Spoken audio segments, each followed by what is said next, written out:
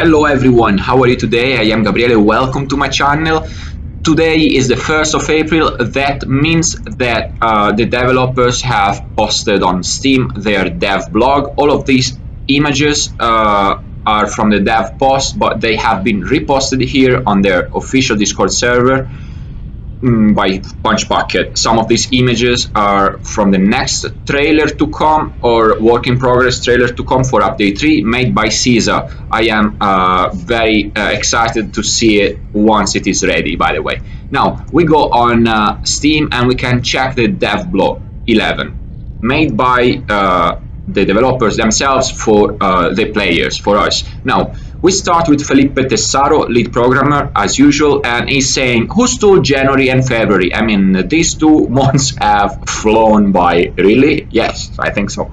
It's been a very busy month of developing creative solutions for all manner of things. Much of the month has been intense bug fixing, improvements, balance changes, and performance work. Now, everything related to performance is good. Plus, if they have managed to fix, or at least to make it work better, the desync issue, to make the desync issue work worse actually, because we do not want lag or teleports, that's all good, that's actually perfect. On that topic, I have partially reworked that swallowing ability so that it functions properly with a new fish and all sorts of upcoming future content. Yes, diets. So it's gonna be kind of cool to see diets when they're coming out, and they are working on all sides for diets, because it's not just the meat you eat, the grass, the green grass you eat, it's even fish. So everything has to do with diets. It's gonna be pretty cool when update 5, if the roadmap is not changed, that is, comes. So when update 5 with diets will come in, it's going to be a pretty cool gameplay. It will change many things, I guess, at least from my point of view. Please let me know what you think about it in the comment section below. Now, it was primarily conflicting with our code, so it had to be rewritten and expanded, which brought it with a few additional bugs that were easily tracked down by our awesome quality assurance team in no time at all. Now, the more you do, the more bugs you meet, the more errors you find, the more errors you can do as well, but you need to work on it to progress. If you don't do anything, you cannot go forward. Plus, I think it's really cool that this team of developers keeps players updated at all times. So it's a big thumbs up, thank you so much. With the help of our quality assurance team, we reworked a lot of the math behind the eating ability in general, in regards to how much food you need from a corpse or bush, for an example. We also encountered some major issues relating to animations and seamless growth. Okay, I haven't found them, but if they say so, then yes. I am afraid I cannot go into details about that, but it consumed a significant chunk of time and creative thinking to get the solution that works in any and all situations. So you see, the more you do, the more wrong things you find and that you have to correct. So you have to kind of, every 3 steps forward, you have to do 1 step backward to correct it.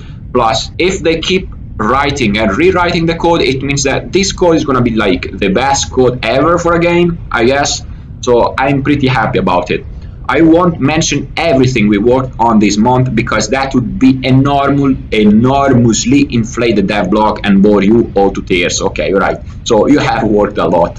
Besides bug fixing, the Deinosuchus and its widely anticipated launch ability found itself at the forefront of my task list this month. I can say without a doubt that the Deinosuchus is one of the most unique and mechanically intricate animals we have ever designed. I'm gonna play Deinosuchus, so I'm gonna find all of these mechanics and I'm gonna use them all at my advantages versus other players in this player versus player survival game. It's gonna be just awesome.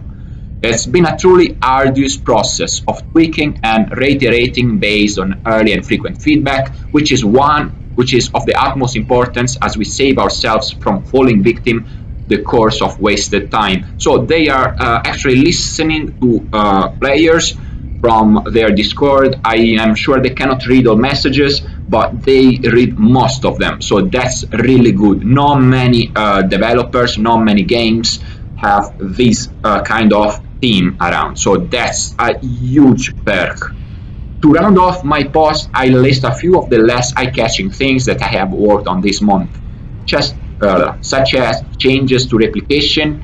I think in some cases you could replicate your own dinosaur. I mean, you could make copies of it. At least that was from a post of Moby Doc, if I mistake not, a couple of months ago on Reddit. That was a quite cool bug, by the way. So they have been working on all kind of bugs and things in general. Carcass material parameters, ambient zones, and vocals. So thank you, Felipe, for this update.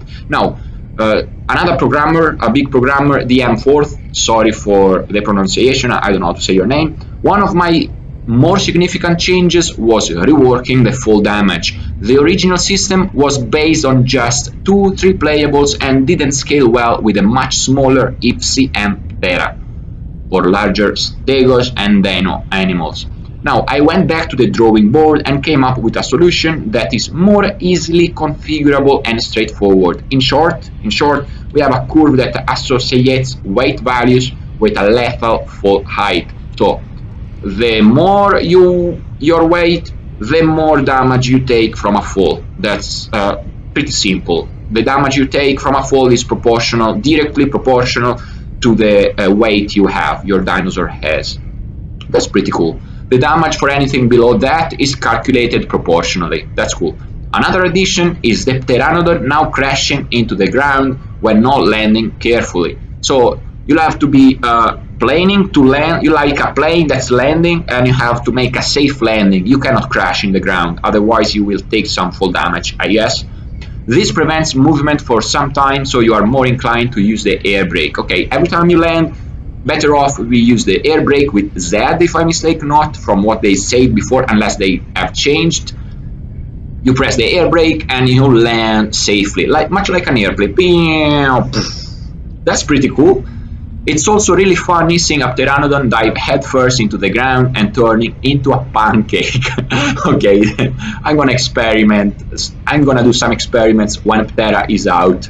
With the new playables getting more and more complete, we are able to have more playtests, more feedback, and in turn more balance changes.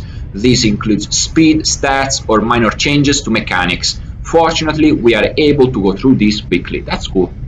A more recent change I worked on is overhauling the oxygen system. Oxygen is now drained every time that the character is underwater. So even Deinosuchus will be losing oxygen once underwater. I guess that the oxygen draining of a Deinosuchus will be at a much slower rate than a Carnotaurus, for example. Running out of stamina while swimming makes your character sink, causing oxygen loss because you are underwater. So the old behavior still exists in a different way. Be careful when swimming, because if your oxygen hits 0, it means you are dead in the water. So now it means that if you are an Utahraptor and you jump in the water, sometimes you see the gravity that pulls you underwater. Now you will start losing some of this oxygen if you fall underwater as a Utahraptor after you jump in the river, if that is still possible once update 3 comes out, that is. So thank you so much, DM4th. Sorry if I spell your name wrongly. Thank you. Now, Visual Tech 48, 3D Environment Artist. This mod has been a continuation of last month's Fence Bonanza. It's been extensive work to patch them and add a lot of new variants. So we are going to see fences in the newly remodeled map, I guess, of Dondi, if not earlier. Well, I hope so, because they look pretty cool from what we have seen. Now, it's been extensive work to patch them and add a lot of new variants like drainage, bend, etc. and test them out to the fullest extent, alongside a lot of broken variants, which were semi-simulated so we can get an extent on how it is broken to be as real as it can. Now, I do hope sooner or later they will introduce a mechanic where you can smash and break a fence, that is, from a new server. If the server life is like 40,000 seconds, that fence will be very likely already smashed by someone else earlier. But it's gonna be pretty cool to be a big dino and smash that fence and go through it. unless you are smaller dinos, and you can use these drains in these walls, kinda. That's gonna be pretty cool. That's gonna be pretty cool. I mean, imagine small dinosaurs can go through the fence using the small drains, the small drainage systems the wall the fence has, whilst bigger dinos can go through the fence by smashing it. I mean, this is all speculation, but I would love to see it in the future. Maybe once it is out of early access. A game like this is just so good. They keep reworking on it. I can see Dondi and the developers very passionate about it. So it's just a great game, nothing else to say. We players may get a little bit impatient from time to time because of the hype everyone generates. We and them and everybody, but it's just an awesome game. You cannot say otherwise. This, alongside a very neat and detailed prop making, like the new but damaged power generator, which has been a really detailed galore making, especially the texture part. So Visual Tech 48 is doing some awesome job. This is the power generator, kinda, and here is brand new, kinda. Well, it's like early model, and we can see a more broken or damaged generator with the textures on it, with everything. It's just an awesome job. It's time consuming, I bet, but in the end the results is what it matters. It's just great job. We can see the broken generator from all sides. Now I wonder if humans can enter this door. No, if we can enter this door as humans, that would be pretty cool, isn't it? And just be careful for no bigger dinosaurs to come in and smash it all. Well, that's not gonna happen, but it's gonna be pretty cool if a human could enter this power generator actually. Now, as well, I have been fixing a bunch of bugs and doing some new zones for the humans, the ranger fencing, and doing small additions to the prop work so we can populate it a lot smoother and better. No, thank you. This is a damaged fence around an outpost. I don't know how to call it. Defensive post. If you are a human in the middle of a prairie and you are running away from a T-Rex, I don't know. It's just speculation all here. I have no idea. It's just what I would like to see in there for the future. I know you have all your ideas. Please let me know in the comment section below. This is the broken fence at night. It's gonna be pretty cool. I mean, scary. These lights here, they add a certain livelihood to the structure. So it's a pretty well done job. This is a trash can, I guess. I mean, where you put trash or maybe kill dinos before transporting them away. And we see this big trash can. I don't know. I call it trash can. I might be wrong. Please correct me here. And I see big dead dinos transported in here by the humans, by the human faction in the very far future.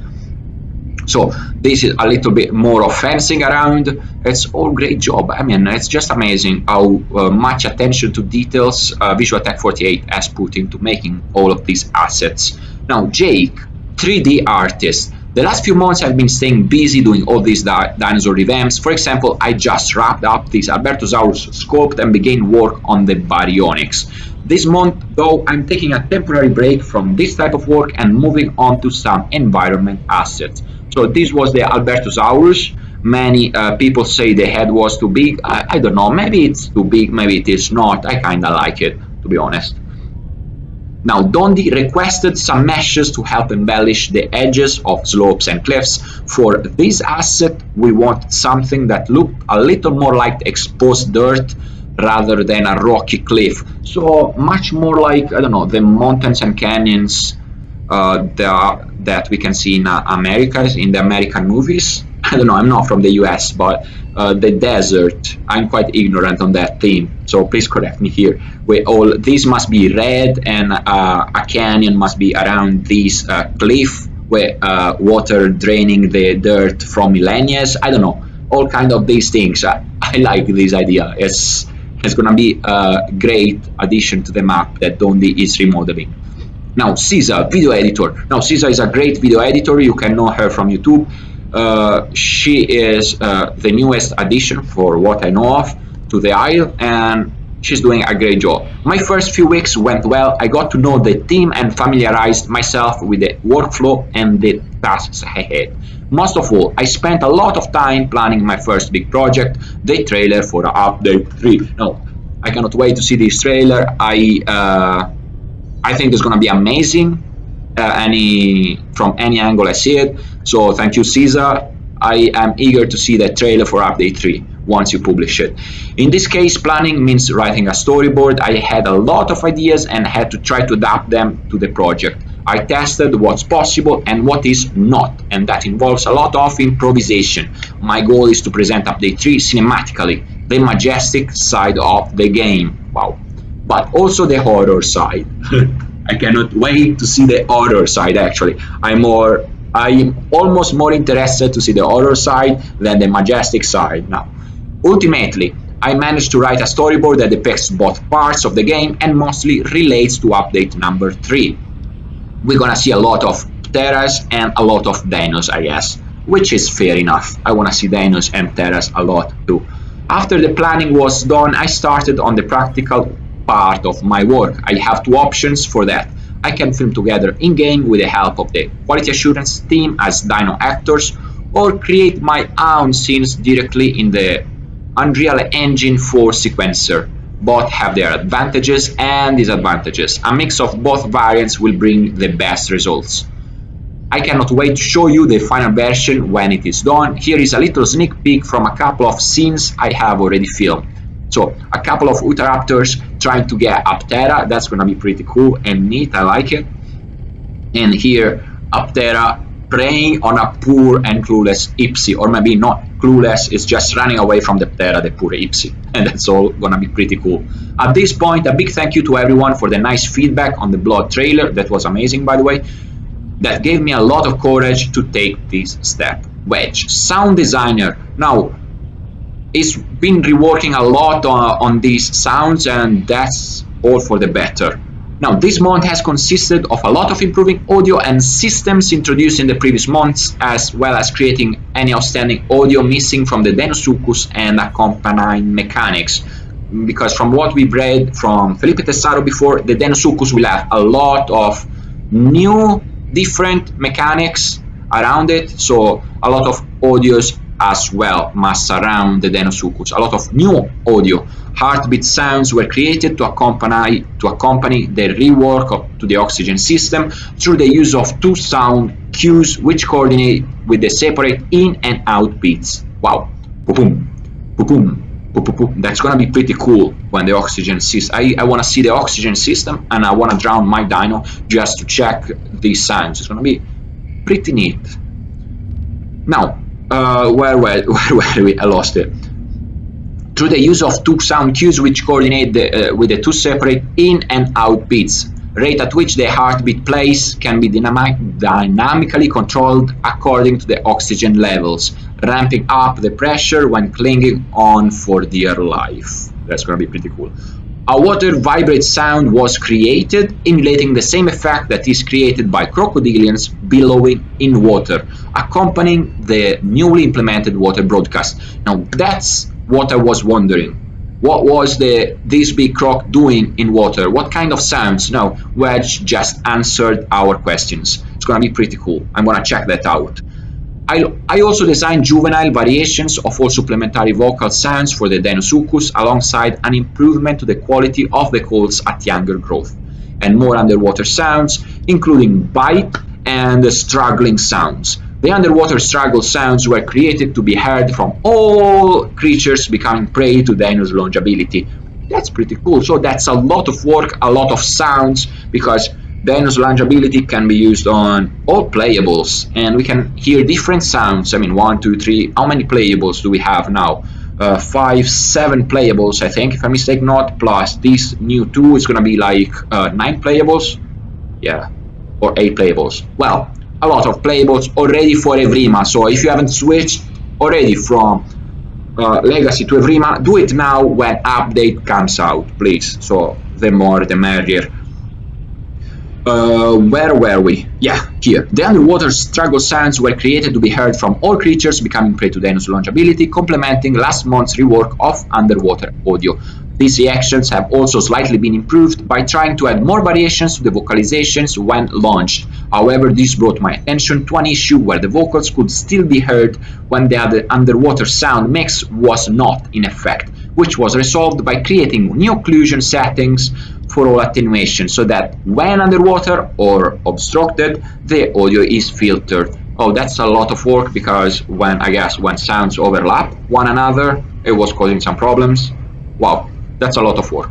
For now, this serves as a suitable fix, however, this will likely need to be readdressed when tackling interior environments where a more comprehensive solution for partial audio occlusion will need to be considered. My focus has now been turned towards the audio used in the ambient zones around the map. The current sounds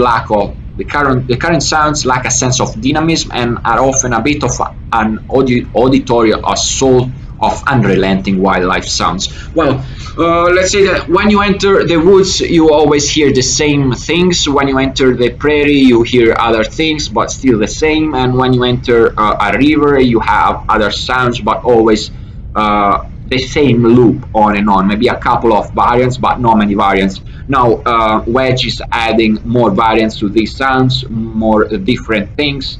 More loops that keep changing the more steps you do in an area, so it's gonna change the flow of sounds in a certain area, from what I understand. A more dynamic experience, as he's saying. Now, Tapwing, concept artist. By the way, thank you, Wedge, for your sound rework. It's gonna be amazing, I'm sure of it. Tapwing, concept artist. Now, this is the Bionics. I cannot wait to see Bionics in game. They say that they are working on Bionics, so it might be one semi-aquatic that will be added late in the future, hopefully before early access out. Who knows? I know. This is just my speculation, though. I don't know. I just hope Bionics will be introduced as a second semi-aquatic predator, just to fight the Dino. Otherwise, the Dino will be the king of the rivers. I'd say this berry was a bit of a chimera design. After exploring some wildly different ideas that didn't fit the bill, we looked back to what we liked about the old model. It had interesting textures we liked all in all, but we wanted to try a more pulled back version of those ideas.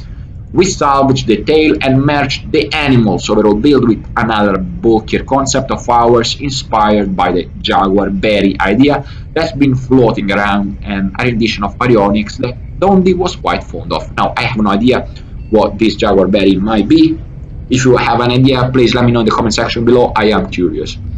The last two design features were elongated claws for fish in general. Is this the new Bionics, I guess? So, longer claws and a tail that it's kinda resembling, maybe I'm wrong, but Carnotaurus. I mean, I am sure I am wrong, but it reminds me of a Carnotaurus tail. Well, honestly, it's a good design. I love it, but it reminds me of Carno. The last two design features were elongated claws for fish in general, weaponry, and lips, something purely for variety in aesthetics. Okay, lips. Without lips, it looks more ferocious. Yeah, am I wrong? Maybe I'm wrong.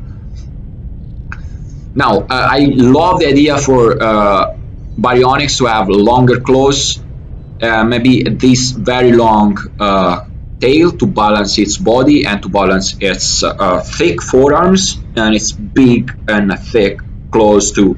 It's a great idea. I like it. I mean, it still reminds me of Carno, the tail, I mean, from a certain point, but it looks very cool on Bionics. We did have a lipless version around as a backup, just in case the idea didn't work, but so far it's looking pretty damn good on the model. Okay, I see no lips here, but maybe I'm wrong. Hypno, Quality Assurance Lead. They have been pretty busy working on everything, Hypno and his team. I'm pretty sure of that. The bulk of our work this time around has been focused mostly on performance testing and play testing, ensuring that our server can maintain our recommended player cap. The results of the performance changes from our programmers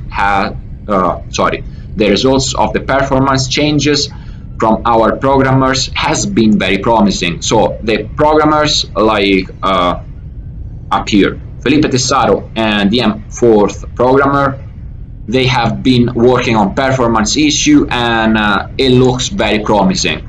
Running 40 quality assurance testers with ease. So 40 people at the moment, if you are 40 people on a server like Teutonic 1 or even official 1 server, I'm saying these two servers because I play on these two servers, I get disconnected a lot. I get a lag and a lot of desync issues. But with 40 QA testers with ease, it means that this desync issue is maybe not solved, but it's been worked on and it's a lot better to play. Now the gameplay should be more fluid once update 3 comes out. Correct me here if I am wrong, that's what I understand.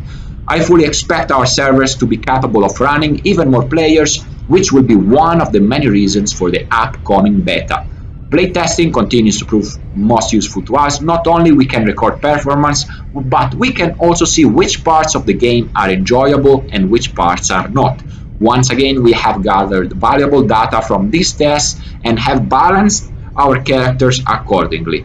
Fine-tuning our statistics to account for the latest additions to the roster. Expect the following. Now, locational hitboxes have been improved across the board. For example, Stegosaurus will not take damage if bitten on its tail spikes. On the Thagomizers, it makes sense because it is bone, so that's good. Players can also now, generally speaking, target a character's neck to deal more damage. So, if my Dinos is bitten on the head, I get more damage.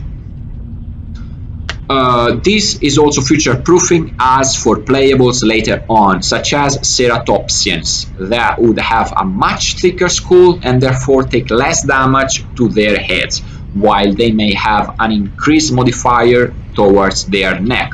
Basically, now you get maybe you still do a lot of damage to the head, but you do even more damage to the neck instead of the head.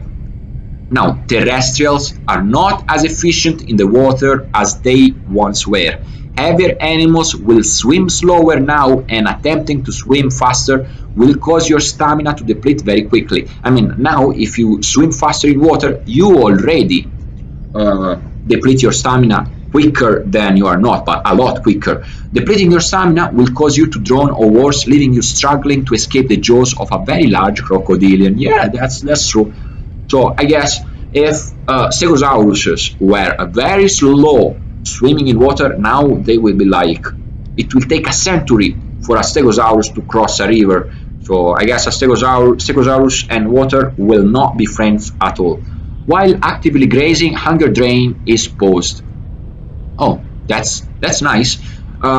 Because now if I've checked that if I graze with my stego or with my herbivore in general, and my hunger is, let's say, at 50%, my hunger will still deplete, or that is my impression.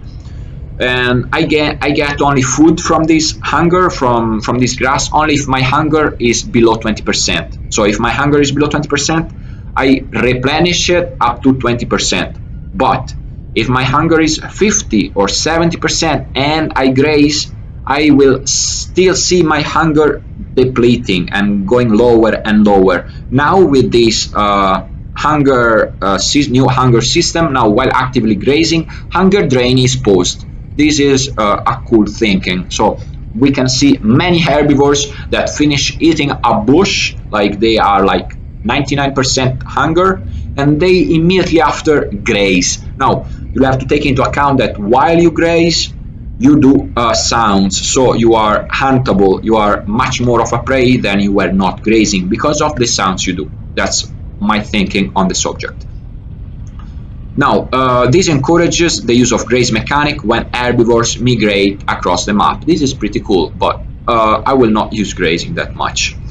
This will be subject to change pertaining to the later diet system. Now, I am very curious to see the diet system coming after the perk system, because I'm looking forward more to the perk than the diet system, while I am sure many of you wish to see the diets before the perks. Well, I wish the perks before diets, to be honest. Carnotaurus charge doesn't knock people down when hitting the tail anymore. That's nice, because that wasn't fun. Okay, the Carnotaurus will also turn a bit slower when sprinting to encourage the use of the charge ability more. Oh, that's nice. No more carelessly running up to other players and spam biting. Oh, that's nice. Well, I was already using the charge ability to knock other smaller prey down, but it's alright. If you encourage people to charge more than they are actually doing now, that's a plus, because I like when I see a Carno charging in the reeds at my clueless dinosaur. No, that's I'm speaking honestly, because that is survival.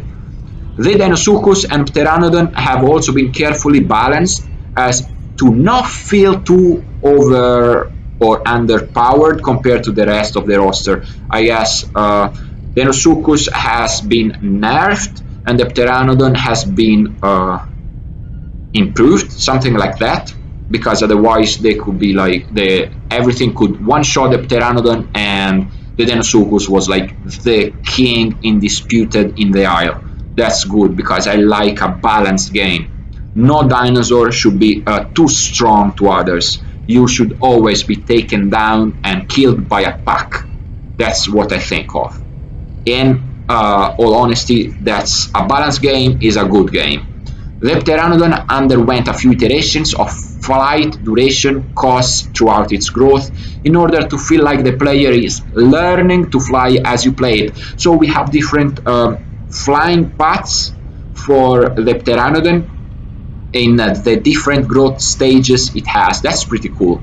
The Deinosuchus will not immediately be able to easily kill other players. It starts off by having to exclusively catch and eat fish before it can eventually grow to its apex killing capabilities. That's really good. It's more like the Utahraptor cannot pounce unless it is 100%, I guess. Until you can lunge, you must be of a certain growth for Deinosuchus. Maybe 50, maybe 75, or even 100% growth in order to lunge with the Deinosuchus. Now, they have fixing a lot of bugs. All in all, Hypno and his quality assurance team, they have done a huge work, I am sure of that. Now, thanks so much. Kiss and Kitten, producer, so much to do stuck upon our precious plans. Yeah, I bet. The more you do in new things, the more mistakes, the more bugs you come to see and you have to correct. So every 3 steps forward, you have to do 1 step backward, but that's okay. However, everyone has been no less productive. Quite the contrary, everyone has been making magic happen behind the scenes, pulling rabbits out of hats, even. That's magic. The animation team has been mostly polishing some of the final animations for the Ptera and Deinosuchus, just for more realism.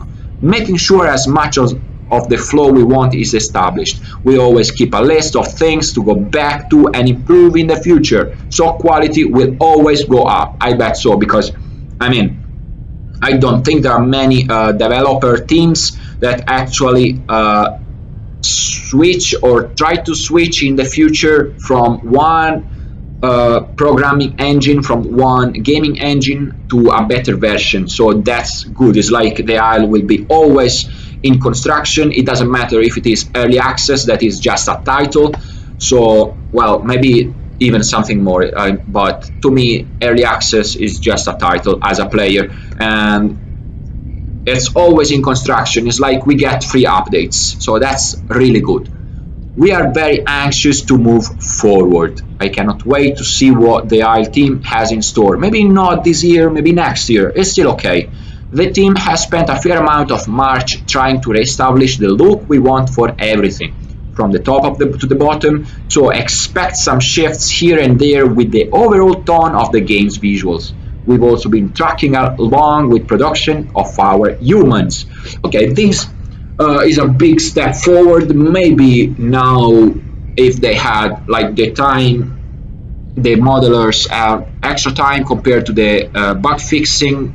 Well, if modelers had already done big strides while the programmers had like many problems because of bug fixing, because of many things, because it's just 2 programmers, please correct me here.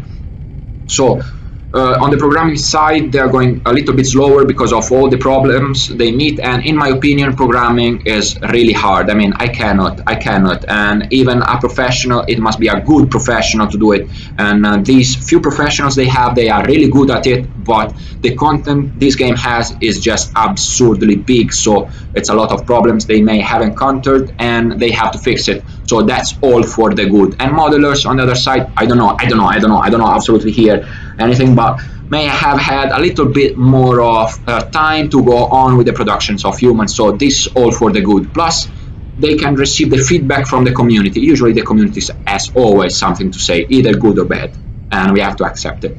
The team has spent a fair amount of March trying to establish the look we want for everything from the top to the bottom. So expect some shifts here and there with the overall tone of the game's visuals. We've also been tracking along with the production of our humans. Our second generations are in peak condition and currently going through boot camp to prepare for the war ahead. I cannot actually wait to see humans, even if it's 1 year from now, I don't care. And all of the strains, yes, it is a dinosaur game. It will remove some of the role-playing kind of feeling it has, but it is a survival and horror game from what I read in Steam. So I cannot actually wait to see strains, to see the progress that they will add to the game in the future. Maybe not now, maybe in the future. This is there is no estimated time of arrival for this, I tell you. So maybe years from now, and I will still be good with that. So look at this Greek body, is just amazing. I like the smiling face, by the way. Okay. Closing remarks by Punch Pocket, I guess. These are all the pictures Punch Pocket posted from Dondi's remodeled map, which is amazing, by the way. I mean, I can see many playstyles here going on with different types of dinosaurs, so it's going to be just amazing. As you can see, Dondi has been quite busy working on the new environments that you all get to explore in the upcoming update. We are also incredibly excited and cannot wait to see you all delve into the depths and soar through the skies. We'll see you next time, Islanders. By Punch Pocket. Now, this is also cool. This developers team, from the modelers to the programmers to the producers and map creators, from, well, everyone has been doing such a hard job. Every step forward may have meant a alpha step backwards because of all the problems they have encountered, but it is a small team and they are working hard for an excellent game that we are all playing on. I mean, some of us have 5,000 hours, not me, 5,000 hours. How the hell do you have 5,000 hours on a game? I mean, it must be amazing. So all in all, thank you so much for watching. I want to see this image of Seiza for the upcoming trailer of her. I am excited of all of these. Thank you so much for watching this video. If you haven't subscribed yet my channel, please do it. So thank you again, share it. Thank you so much again, and bye bye.